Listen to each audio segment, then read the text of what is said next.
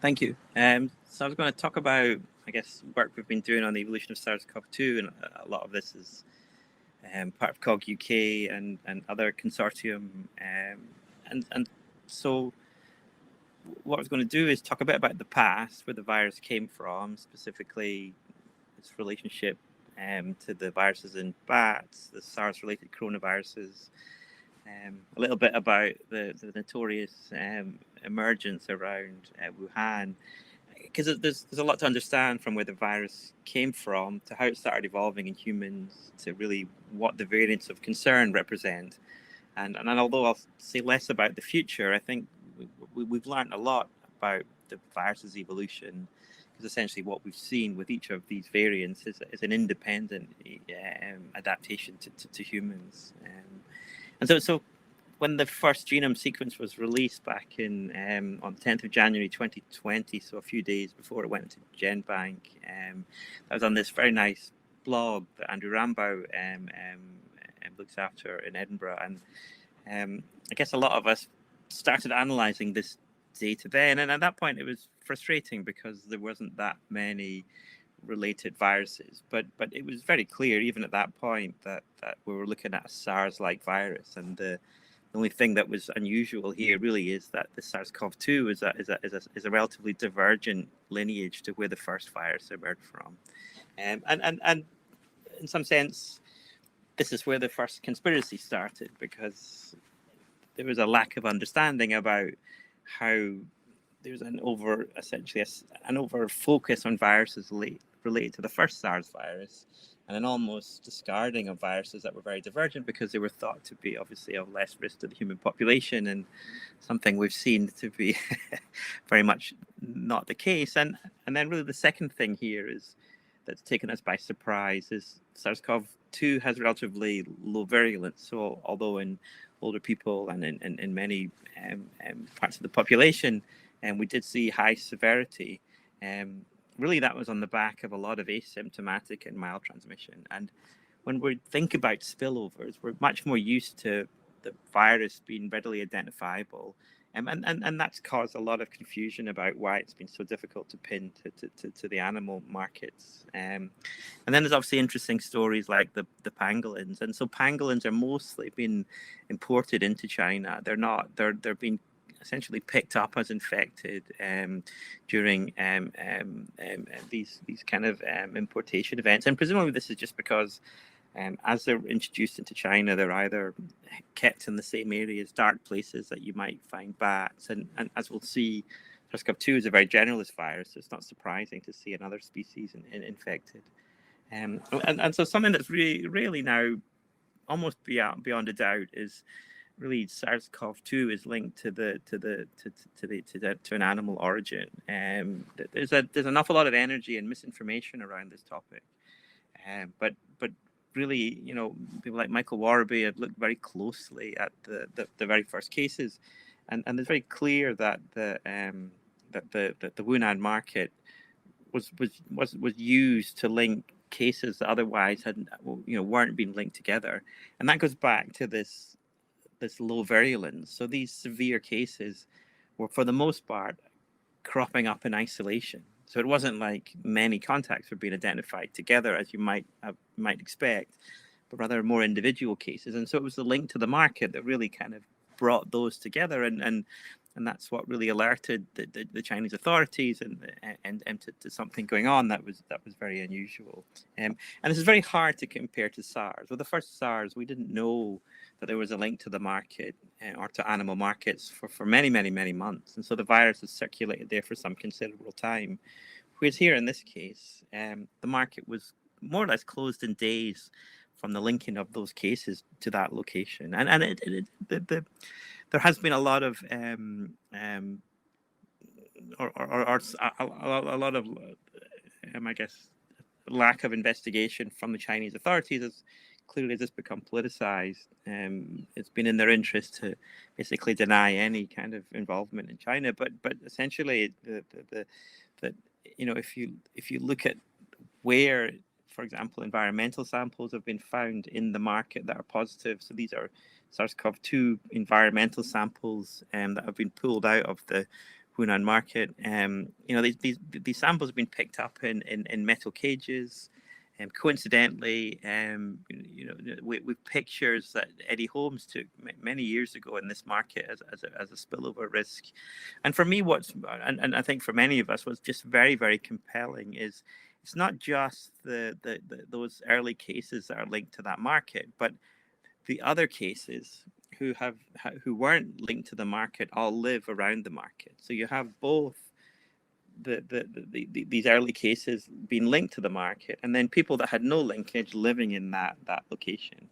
And so in the city of 11 million people, the chance of having the spillover so close to a market selling raccoon dogs and other susceptible animals is very compelling evidence. And I think what gets misunderstood here in terms of data and understanding of past pandemics is really, we're usually looking into the past. We usually have sparse data, and there's a point where really, it's very difficult to know much more. And in this case, we know an awful lot. We know a lot about the location. We know a lot about those early samples, and so it's the evidence is really very convincing now that we're looking at a market. And then when we look, more broadly at these viruses, they've spilled over to humans many times historically. So many different coronaviruses are circulating in the human population. And one of the very unusual features of SARS-CoV-2 is the furin cleavage site. So this small sequence insertion between S1 and S2 in the spike protein. But if we look across these different coronaviruses, it's very frequent to have a furin cleavage site at this location. And so there's no need to come up with nefarious human reasons to say why this feature exists in the cervicoviruses, the SARS-related coronaviruses. This is exactly what we see is what you expect in what is a relatively evolvable position in the viral genome, and seen naturally. And even within the related bat viruses, so one of the close viruses here, YN902, although there's no furin cleavage site, we do see sequence in that region that shows some positional homology to SARS-CoV-2. And so there's a very strong signal here again that the furin cleavage site is quite natural. And what's difficult when you're comparing SARS-CoV-2 to those bat viruses is there's a lot of recombination in the data. And so it's important when you're doing your evolutionary analysis to account for that signal. And so essentially the recombination means that different parts of the viral genome have different evolutionary histories. And so we can use tools to essentially to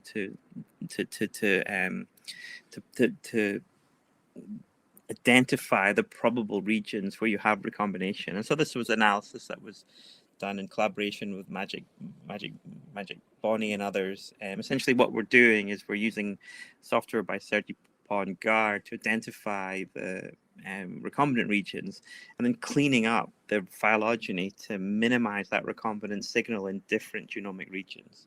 And so what that allows you to do then is actually to look properly at the local evolutionary history. And so, for example, when the very infamous virus RAG13 that was that's been used often to link the Wuhan Institute of Virology to the outbreak, it shares a common ancestor in 1969. So there's approximately 1,200 mutations difference between this bat virus and SARS-CoV-2. So just an impossible amount of variation to have generated in the lab, and also an impossible amount of variation to generate without a template.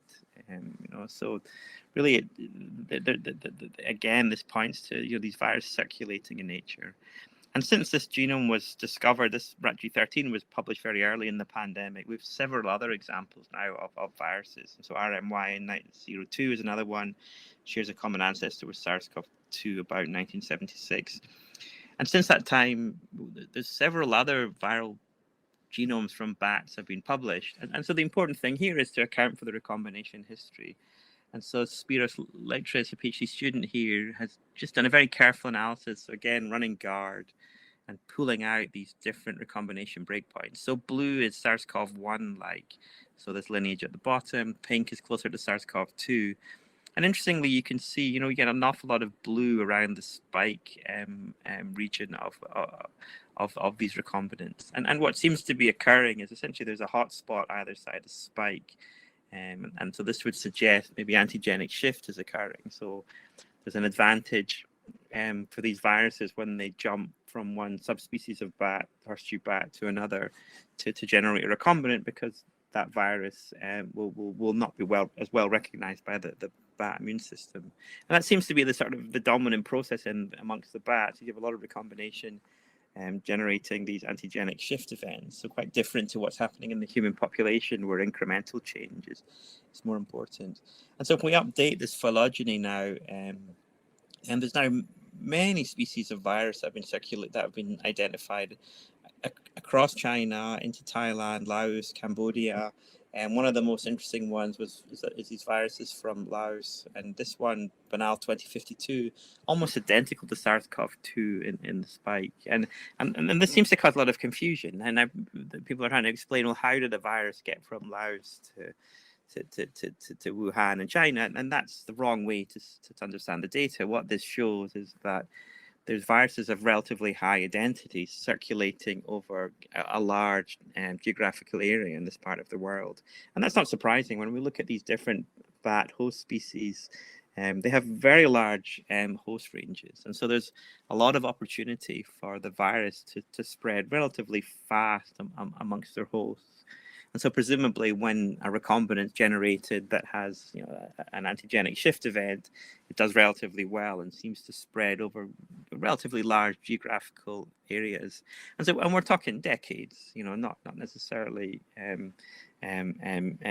months or less, but decades. And the inference of the shared ancestor of SARS-CoV-2 to some of these closer banal viruses is about a decade. And then more viruses have been signed. This is interesting Chinese preprint where they reported some more here related to viruses that have been identified in the east of China. And so this data set's accumulating. And what's incredibly clear is there's a diverse set of viruses circulating in China and Southeast Asia, and worryingly, a large number of these are ACE2 using, and so there's two phenotypes of host tropism in the bat viruses, ones that use ACE2 and ones that don't, and so that's something we actually knew about before the pandemic. And so what seems to have happened there's been evolution of these viruses in the bats that have essentially allowed them to become generalists. So what we'd call promiscuous in terms of their host tropism. So it's not that SARS-CoV-2 is better adapted to humans. It seems that as a result of specializing on not a single species of horseshoe bat, but a genus of horseshoe bats, very ancient and geographically dispersed species of bat, and the virus has acquired this ability to essentially use divergent ACE2s, and what that has brought along with it is its ability to infect other mammals, and so just a sort of a byproduct of that success in the bats. And there's interesting deeper this work with Sergi Pond, looking at selection signals, and there are positive selection signals in the data on that lineage that SARS-CoV-2 emerged from, but they tend to be deeper in the evolutionary tree, sort of suggesting that there are changes. And so things like CpG content, Philip Lemay, is changing in some of these in the SARS-CoV-2 lineage, and so there has been evolution, but this seems to have occurred prior to the emergence of humans. And this leaves the sort of the one interesting feature to explain the furin cleavage site. But as we've already seen, acquisition of that kind of sequence seems to happen quite readily in natural viruses. So there's no reason to believe this isn't an entirely natural process. And of course, over the last 2.5 years now, we've seen SARS-CoV-2 infect many different species. It's clearly a very successful virus at getting into to many species, and very worryingly, readily transmits into mink, white-tailed deer in the US are now endemically infected. And again, this seems to link to ACE2 usage, and so this ability to transmit to many different species is quite unusual. And so in terms of, when we think about zoonosis and spillover and emergence, all the different features are here. We know there's regular exposure. We know from serology studies conducted before the pandemic that there was regular exposure of individuals in rural China to these viruses, and that was quite well documented. We know that this is a generalist virus, so when these viruses get into humans, they can replicate, and so the adaptation that seems critical is that acquisition of the furin cleavage site. But so a relatively trivial amount of change for a virus like this to have acquired to be so successful. And so that's sort of, so essentially what happened is we have spillover of a virus that hasn't had to change much. And so as it got into the human population, it was immediately very successful with and when we talk about that success, it's really been able to infect many people without very prominent symptoms. And so that makes it very hard to control as a virus. And if you compare it to the first SARS virus, it was also very transmissible, but because its disease severity was higher, it's very easy to pick up those. It's easier to pick up those cases. And MERS is another example. MERS spills over quite regularly into humans, but tends to cause relatively severe symptoms, at least in the older people that are being infected. People that handle camels actually have evidence for serology probably related to infections when they're younger, but in the older individuals, each spillover is more or less detected as it occurs because of those dramatic phenotype. And so really interestingly then is, and I guess in terms of bioinformatics, we've just had this most incredible sequencing data set generated. The UK alone, part of COG UK, we're approaching 3 million UK genomes. In GISAID, there's now approaching 12 million sequences in that resource. So an unprecedented amount of sequencing has occurred. So, I think everybody is fairly familiar with phylogenetic trees. So we can essentially track that evolution, those mutations as they accumulate in the virus genome through time. And here, this is just from next strain, and just the colors here corresponds to numbers of mutations. And so as you increasing intensity, you get the increasing numbers of mutations. And there's been several nice efforts to name the virus. Pangaea lineage is probably the one that's most used. It is in a very detailed way captures the mutations and the sort of and both are functional and also used for epidemiological tracking to name each of the lineages as they emerge. WHO also came up with obviously their broader nomenclature that has actually been useful. I think at the time many of us were cynical that it'd be useful, but it's actually been quite helpful to have a broader nomenclature to use. And many public health agencies, globally now have really kind of done an incredible job. Like EKHSA has been a leader really in tracking the changes to the virus. And in the UK, something more than just the genome sequencing, I think the bioinformatics was very was done very well. And so by happenstance, there was a resource in Birmingham run by Nick Lohman and others called Climb, essentially a Unix system that was a local cloud-based architecture where any UK researcher, mainly doing microbial metagenomics, could access this system. And so what happened was this purpose for the integration and the centralization of the SARS-CoV-2 data.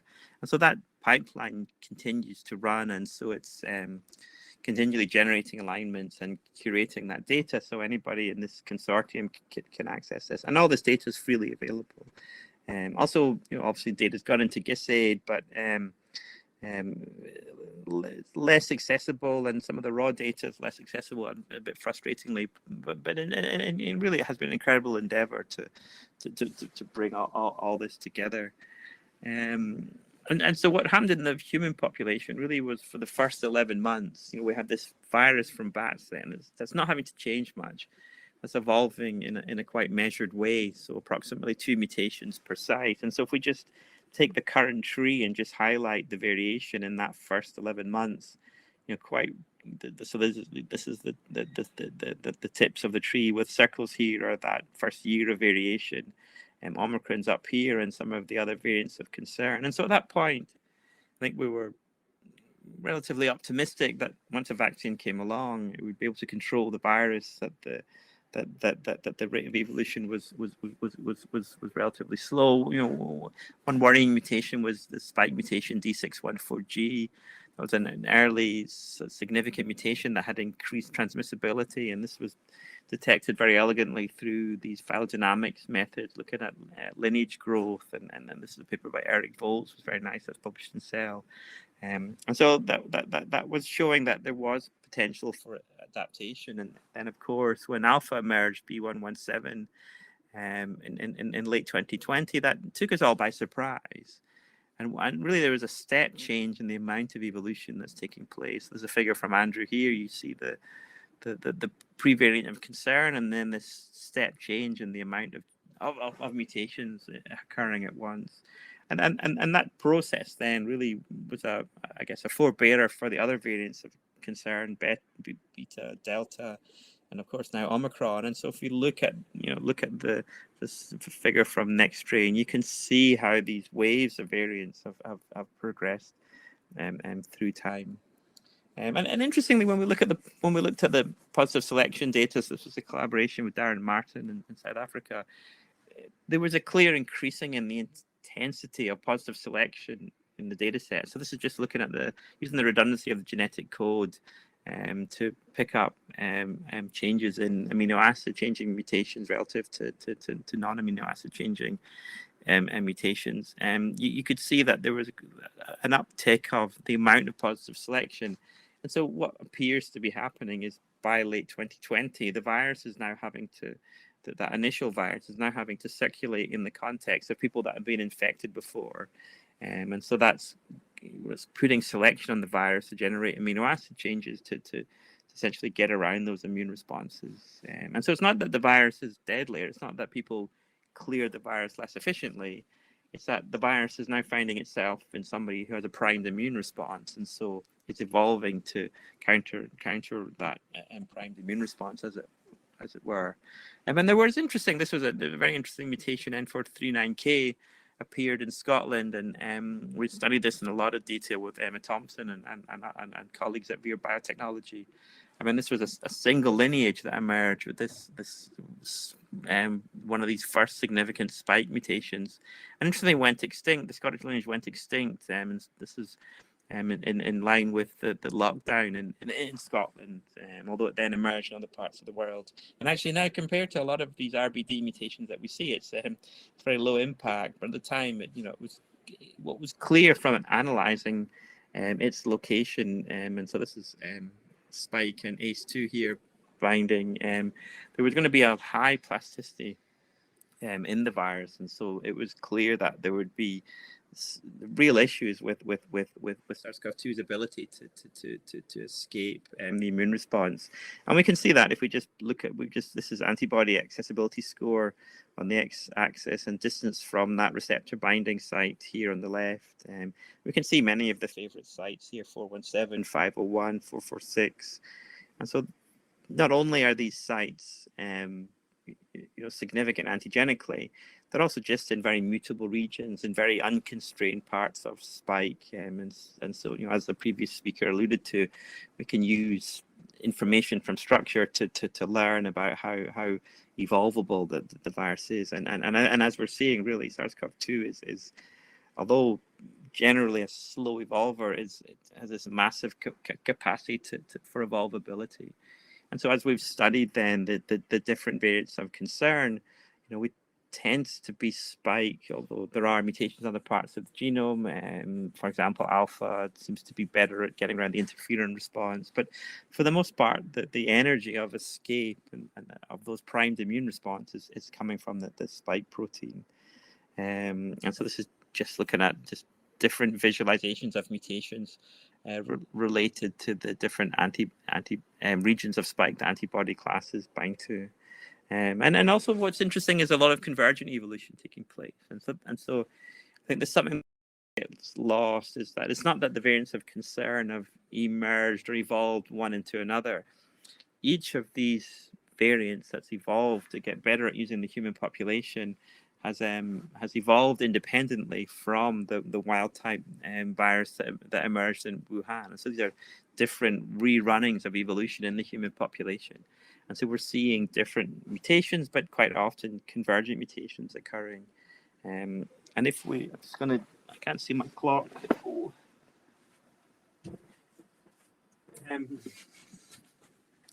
I've got too many slides. I apologize. This is just showing these different waves in the UK, and really what's important here is you've got to normalize this for sequencing rates. But there has been this tendency for new variants with increased properties to displace existing variants. That wasn't the case back here in the summer of 20. This dip here is very much linked to lockdown and non-pharmaceutical interventions, but from this point onwards, really, we have a new variants with increasing transmissibility. Essentially, the virus evolving to do better in now a heavily primed human population, both from vaccination and past infections. And very worryingly, each of these different variants has had different properties in terms of severity. And so alpha did cause more severe infections than wild type. Omicron, very famously, has, by some miracle of its biology, which we understand very well, has reduced severity. Delta had higher severity, and so this is very unpredictable. This up and down nature of the virus is very unpredictable. It's not something. There's no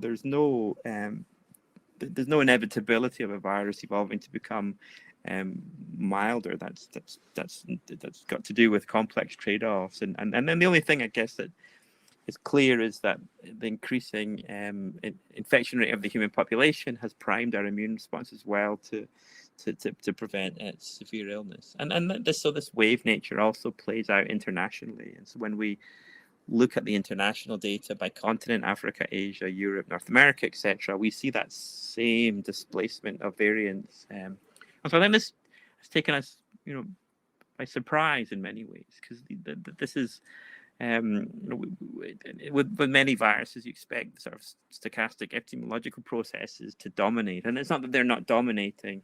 But going back to sort of our understanding of where the virus came from and being immediately successful, essentially what's happening is the virus is now becoming a better human virus, and using slightly different mechanisms to do this. So in the case of alpha, most of that adaptability was an increased transmission, and delta, mostly that was increased transmission related to sort of intrinsic biology. Whereas Omicron is a combination of real antigenic change and some energy from increased transmissibility. And so essentially the virus is solving being a better human virus in different ways. Something that's been very interesting and maybe not unexpected for an RNA virus is there's lots of recombination occurring in the data. And so this isn't like what you see in the bats, really. The bats are, the virus is evolving in different bat species and subspecies, finding themselves in one animal and making recombinant, and then that's been very successful. The human recombinants seem to peak when we have geographical co-circulation of divergent variants. And so that tells us that recombination is going on all the time and we're not detecting it. And it tends to occur as these things overlap. But today, we've not really seen any recombinants outcompete the non-recombinant variants. And generally, so in the data, and this is just a visualization of the peaks in Scotland, and just looking at counting those antigens. So looking in the spike data and just counting the numbers of antigenic changes.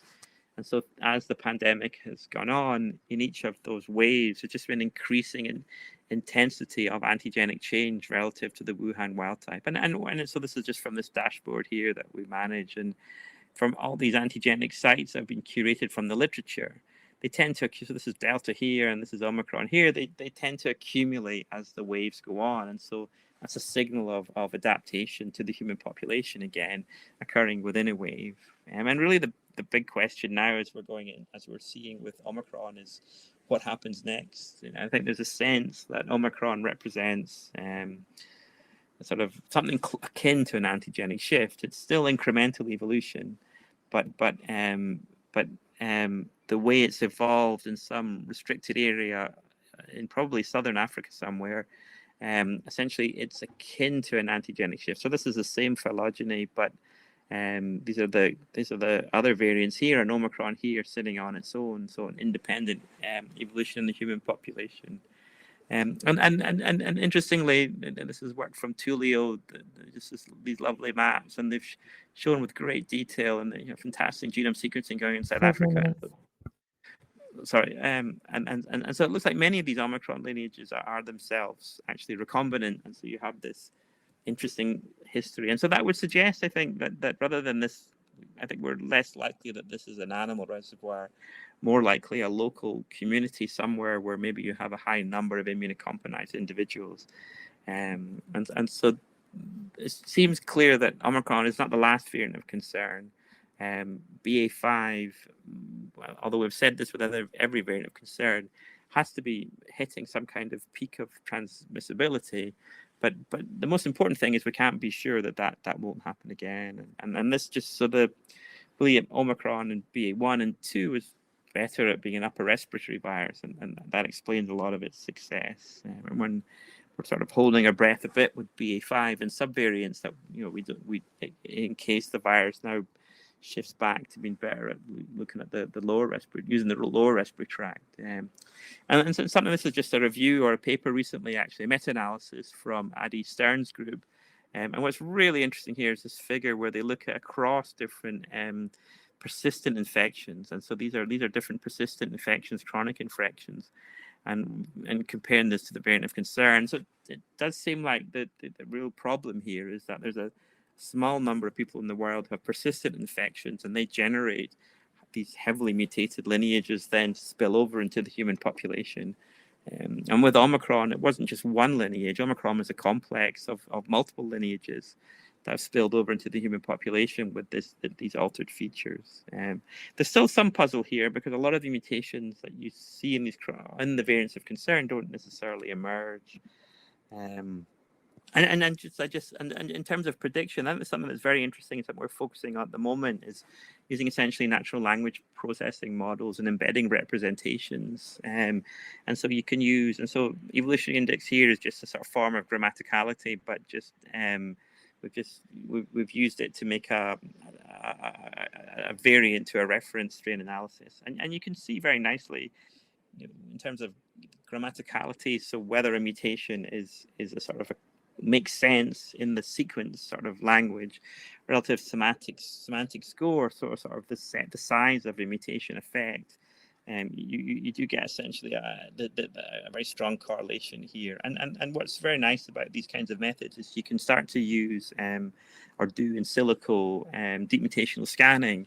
And so this is just across spike, and not too surprisingly, a lot of these high essentially grammaticality scores are in the RBD part of S1. And so we're really, when you try to validate these methods, it's complicated because why a site or a mutation at the site can seem important. It can be complex. It can be due to antigenic effects or functional effects. And so really what we're focusing on now is things like protein stability, as the last speaker talked about, positive selection, convergence, sort of trying and interpret what the machine learning is picking up here. And just to sort of, so last slide before a conclusion is, the fitness of the virus is a dynamic process, and so it's a context dependent process, and so the wild type SARS-CoV-2, it's more or less a bat virus, was very fit in a highly susceptible human population, and really what's terrifying is this virus seems able to generate enough change to stay ahead of the human immune system. And as we're seeing with this latest wave, Omicron is very successfully transmitting extremely high numbers in the human population, and so this is essentially a very unpredictable space. We've got this natural virus spreading at high levels in the human population, and although everything is looking very positive, in the way that we think about preparedness for new spillovers. We do need to prepare for a virus changing its virulence or becoming, a nastier virus, changing tropism in the host. And although unlikely, this is not influenza. We're looking at a new human virus, it's really only been in the human population for a short time, that's still circulating extremely high numbers. So there's a really kind of high risk strategy to continue to make assumptions about SARS-CoV-2's future properties. That's really a mug's game. We have we're sort of in a very unpredictable space. And so lots of people contribute to this work, particularly in the CVR where I work in Glasgow, and lots of people in the COG UK consortium. And then the work at the beginning is really, some very brave colleagues, Christian Anderson, Robert Gary, particularly in the US, where this has become very politicized. And it's really, it can't be unsaid how anti-science this pressure is on these people, and that how much bad faith there is, and that this sort of understanding the origins of the virus is on the same kind of axis of trying to criticize vaccines, and at their base, these are anti-science stances that have been taken. So I'll end there and see if I can. Sorry. Thank you so much for a fascinating talk. Do we have questions from the audience? If you could come up to the microphone. Yes. Sorry, I'm not there in person. I was Hello. Thanks for the great talk. I have a very general question. I just want to know your view about it. How do you think is how important is the role of recombination in the evolution comparing with the single nucleotide variants? I mean, evolution, recombination is essentially sex. It brings together mutations that have accumulated on different backgrounds into one genome. And so it's an incredibly important process. It also can break up mutations. So if you have deleterious mutations accumulating on one backbone, one genome, recombination can break these up. And so as we see for this virus in bats, recombination is really important. The spike is often being switched as a unit. So it's sort of attributing a modularity to the virus evolutionary properties. In humans, it seems like each variant of concern is sufficiently powerful in its own right that recombinants to date haven't really been that important. Although, with Omicron, there's evidence that some of these are recombined with each other. And the real risk is that we still have either undetected variants somewhere in the world in persistent infections, or that Delta and Omicron come together and make a new property. And so recombination is important because it brings sets of mutations together, something that really evolution, is you're not having to depend on a single incremental change at once. So, a very important process. Yeah. I mean, as there are more and more variants, I believe the recombination will be more and more important than in the beginning. My question is for now, for direction of evolution, can you see that which kind of event is playing a more important role, a key role in the evolution direction? I mean, it does look like with the Omicron that BA5, although you have this BA2 2.75. So the antigenic change is starting to dominate because Omicron's already highly transmissible. But then, this new 2.75 lineage, that's really a very small frequency. It's hard to believe it's more transmissible, but it's essentially, the virus is doing what it can do to keep circulating, and whether that transmissibility is realized through intrinsic virological properties or is achieved through escaping the immune response doesn't really matter. It's just allowing the virus to persist, and it seems clear that this process is going to keep occurring at quite short turnover, and so we're essentially allowing the virus to experiment on the human population by allowing so much virus to circulate, and I mean it just wearing masks and testing, these are very unintrusive ways to proceed, but related to the sort of politicization around this and this sort of idea of normal, we seem to have got lost in what should be straightforward measures to protect everybody, really, because if whether we'll see what happens, but it's probably fair to say Omicron will succeed, but you just can't take. Viruses are just so unpredictable. They're literally monsters. Yeah. Thank you. Hi. Thanks for a great talk on an evolving situation. I've heard of the work that's going on to develop a pan-coronavirus vaccine. I'm wondering what your thoughts are in terms of the pattern of mutations you've seen in the virus. I think that's absolutely. I mean, that's the right procedure. I mean, personally, I was vaccinated with a Wuhan Q1 vaccine, so that would have been like that somebody who was infected in the Hunan market, and so basically a bat virus. So both the update in the variants, but then also, I think as we are seeing with the different waves, a universal vaccine should be much better. The only Achilles heel is, as we saw with Omicron, it did accommodate mutations in sites we had never seen change before, right back to the bat viruses. And so spike seems very malleable, but absolutely we need better tools, and that, I think that's where we win ultimately. It will be better tools, better vaccines that essentially, you hopefully you'll get your yearly shot just like we do for influenza. Yeah. Great, thanks. Hi, fascinating talk. I have a simple question about, is there any evidence about the mutational source of the positive selection? Like, is it mainly from standard variation or new mutations?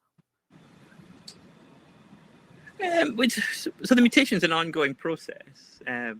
So there's interesting, some of the mutations, like there's a CT bias in the data that might be from an ApoBec molecule, so more of an antiviral kind of host-mediated change, and so we could see that in individual infections. You see mutations being generated. So there's both historical mutations that are carried through the data, but then just ongoing change.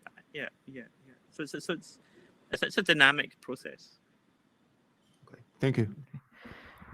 Great. There are a couple of questions in the Q&A in the chat. I don't know if you can see those. Before you get to them, though, I know that the lunch is starting and folks probably need to I don't see those. Where would they be? I don't. Can you see on the right side, the little chat window? There's a... Yeah, I'll read them in just a second. I just wanted to let people know to please visit the posters in section O and take a look. And later we'll have a survey to nominate people for the ISCB Academy. And we'll start back up in here at 2:30. But if you'd like to stick around, and if David has the time, we can also Yes, that's fine. Yeah, I just see no messages in there. I don't know what's. Sure.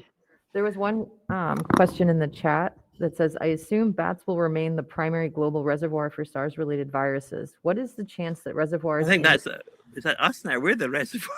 We're the intermediate. You might be right. Yeah. What is the chance that reservoirs in deer and other animals will create new long-lasting reservoirs in places like the U.S. where it's not endemic or originally? Well, it's already happened in the white-tailed deer in the U.S.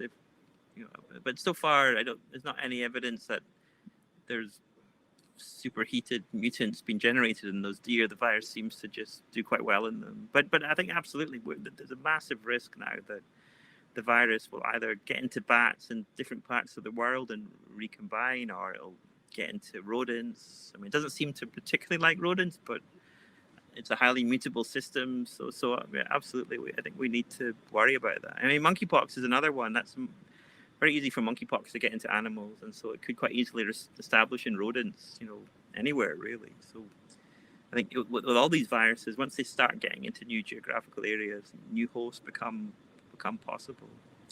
But hopefully, in terms of the SARS-related coronaviruses, the sarbecoviruses, we're relatively protected now. So we wouldn't maybe expect a spillover to have the same impact as it would have otherwise. A new variant in the way that we now extend the range of the virus outside bats could be successful, but shouldn't bring the severity with it. And that was shown, like people that had the SARS 20 years ago had more immune protection than other people. So that whole host landscape has very much changed. Yeah. And a question from Jeremiah Abak. Did you consider all values less than 0 to imply a decreased instability, or how did you use calculated delta delta G values to define decrease in stability? So I think was that the previous speaker, probably. Yeah. Oh, sorry. Thank you. That was for the previous speaker. Sorry about that. And then, It's okay. okay.